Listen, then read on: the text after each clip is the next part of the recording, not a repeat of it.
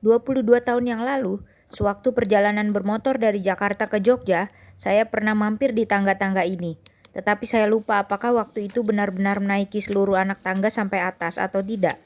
Kini bersama Papir, saya kembali lagi ke sini. Sesuatu yang tidak terlalu direncanakan sesungguhnya. Jadi tuh guys, aku pernah foto di sini ternyata. Gak tahu waktu itu naik apa enggak, tapi aku pernah foto di sini. Nah ini foto 2002. Dan sekarang aku bareng lagi ke sini sama Papir. Oke lanjut, kami siap-siap naik.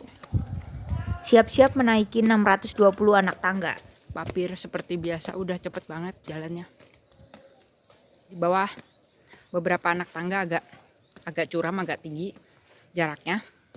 Makin ke sini ini udah nggak terlalu tinggi, paling 1 jengkal. Naik tangga-tangga beratus-ratus begini mengajak saya belajar mengatur nafas. Jangan terburu, ajak saja dan konsisten. Keep going. Stabil, dan yang menjadi kunci dari semuanya adalah apa adanya, pasrah, mengalami situasi yang di sini dan kini. Feel the present moment, feel your body and breath, and just keep going with the flow. Kami udah mau nyampe atas, udah lewat. Gak tahu udah berapa anak tangga yang udah kami lewatin. Meskipun ini tangga buatan, tetapi sensasi ke suatu tempat dengan menaiki tangga yang demikian banyak ini berbeda. Rasanya seperti ziarah. Ziarah semesta mungkin saya akan bilang ini. Yes, sampailah kita. Buat yang belum tahu, Gunung Galunggung ini pernah erupsi besar di 1982. Nah itu sampai erupsinya sampai hampir 1 tahun di 1983. Dan itulah yang menghasilkan kawah yang kita lihat sekarang ini. Yang ijo-ijo di bawah itu lebar banget kawahnya. Karena ini agak berkabut, jadi kami tidak bisa melihat dengan jelas keseluruhan bentang alamnya yang di depan sana. Selalu banyak cerita mistis yang beredar di setiap gunung berapi di Indonesia. Kalau di sini, konon katanya ada ikan mas raksasa di dalam danau itu. Konon juga ada harimau penjaga jelmaan sang ratu penguasa Galunggung. Gak tahu ini sedalam apa, tapi di area kawah kami tidak mencium aroma belerang dan gak terlihat kepulan asap seperti di Papandayan atau Tangkuban Perahu. Ya bye, iya sesama Bandung. Bye. Kami melanjutkan perjalanan, jadi setelah tangga tadi, itu kami belok ke kiri. Kami menyusuri kiri terus sampai pengen tahu ujungnya kemana. Sepertinya jalan ini menuju punggungan berikut. Kabutnya turun lebih tebal menutupi kawah. Areanya jadi samar semua. Sampai di punggungan berikutnya, kami menemukan area tangga biru. Jadi untuk naik ke sini bisa dari tangga kuning yang tadi kami naik, bisa juga dari tangga biru. Atau bisa juga sewa ojek dan lewat jalur ojek. Nah, tangga biru ini jalurnya kalau turun sampainya beda dengan tangga kuning. Dia lebih ke area parkiran yang lebih bawah. Itu monyetnya takut sama anjing. Oh. Di sini juga ada anjing hitam. Satu buat penjaga di bawah, suka ke sini. Kalau lihat udah kabur monyet sama anjing penjaga warung. Kalau gak ada itu warung habis sama monyet. Waduh ya. Tangga kuning itu udah. Jadi dia ini ya patroli ya Pak. Patroli, suka naik ke atas tangga, kadang ke bawah ke sana ke bawah. Iya, ke parkiran situ. Dua, yang satunya lagi ada yang maling. Ya, sayang. Ada aja orang iseng. Iya. Anjing itu mah ditepuk gini ya. Udah dia langsung lari lihat ke tangga. Kalau ada monyet itu, ya harus dikejar sampai ini. Tapi bagus berburu. Di sini jadi monyet nggak ada. Yang tangga yang ini yang turun sampai ke kawah, Ke kawah, ke danaunya. Tapi emang boleh dibuka setiap hari? Sebenarnya sih kalau ke bawah itu nggak boleh untuk sementara. Kata yang jaga di sini, monyet-monyet di sini takut sama anjing.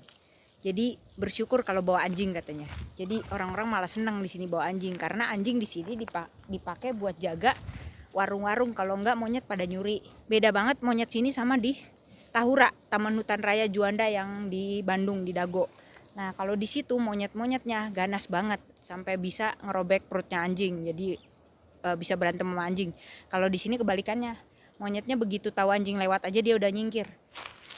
Karena kami mau coba lewat jalur turunnya, lewat jalurnya si ojek. Ini kayaknya soalnya ojek-ojeknya nggak banyak banget mondar-mandir, jadi kemungkinan nggak terlalu banyak asap ya. Kami mau coba turun lewat sana. Turun lewat jalur ojek itu lewat punggungan yang berseberangan dengan yang ada tangga biru tadi. Jadi kami ke arah punggungan yang berlawanan melewati lagi area yang ada tangga kuning, terus lurus ke sananya. Nah, ini ada bekas-bekas ban motor, berarti ini benar jalurnya ojek.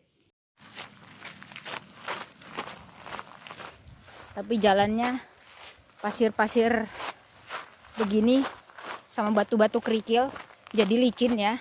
Ngesot-ngesot jalannya, ngesot-ngesot dikit. Tapi coba kita lihat ini lebih landai atau curam atau berliku, tapi yang pasti ini lebih muter katanya. Hati-hati jalannya licin. Licinnya ini karena ini pasir dan kerikil ya. Jadi kalau pakai sepatu apalagi sendal jepit kayaknya bisa putus ini. Sebelah kiri aku ini kawah. Area kawah, banyak pakis-pakis juga. Sama vegetasi yang agaknya berbeda sama yang di Tangkupan Perahu. Vegetasinya kalau yang di Tangkupan itu kan pucuk-pucuk agak-agak merah-merah gitu. Kalau di sini kayaknya agak beda nih. Sebelum naik sini tadi, di jalan ada warga lokal yang katanya sempat lihat harimau alias macan.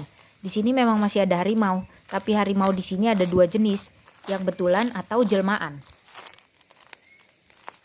Nah, ini jalur ojek.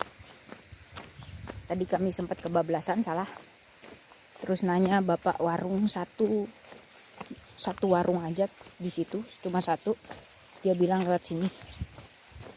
Wah, ternyata udah di semen gini ya. Kalau enggak kebayang sih. Roda motor pasti ngesot-ngesot, dan ini kan jurang ya. Ngesot ya udah turun lah, bablas Allahu alam. Kalau di area yang sepi gini, papir kadang-kadang aku off list alias dilepas. Tetapi tetap dipantau. List itu tetap harus bawa, terutama jalan di tempat umum. Walaupun hutan, tapi kan tetap hutan yang diakses orang banyak. Alasannya pertama, menjaga orang lain yang takut dengan anjing. Yang kedua, mengamankan anjingnya dari bahaya. Misalnya dia tiba-tiba lari mengejar buruan dan sebagainya. Si papir ini anjingnya suka mengikuti jejak dan berburu soalnya.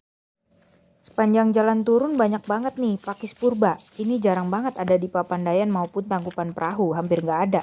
Ini banyaknya di Merapi. Nah, ini aku baru lihat ada di Galunggung. Terkadang jalannya ada konblok, kadang semen, kadang campur. Tapi kadang masih tanah pasir. Tebel banget tanah pasirnya, makanya licin. Tapi kalau lewat jalur yang bukan tangga buatan, lebih asik sebenarnya. Berasa lebih alami dan bebas. Aromanya juga lebih segar, campur kabut dan dahan-dahan. Bersentuhan langsung sama hutan. Ini kebetulan sepi karena pengunjung hari biasa, bukan weekend atau peak season. Jadi sangat bisa dirasakan alamnya. Enggak, ya. Nah, itu barusan ada ojek ngangkut penumpang lewat. Kalau jalan kayak gini juga tetap kita harus hati-hati. Jadi semen-semenan ini kalau ditumbuhin lumut itu licin. Setelah jalan berkelok-kelok tidak terasa kami sudah sampai lagi di bawah. Buat kami ini jalurnya medium, pas banget buat hiking yang cuma mau 2-3 jam. Keringetan akan banyak pas di tangga naik. Tapi di area kawah luas, banyak warung dan bisa bawa bekal nongkrong sendiri. Dan beruntung banget pas mau masuk mobil hujan baru turun.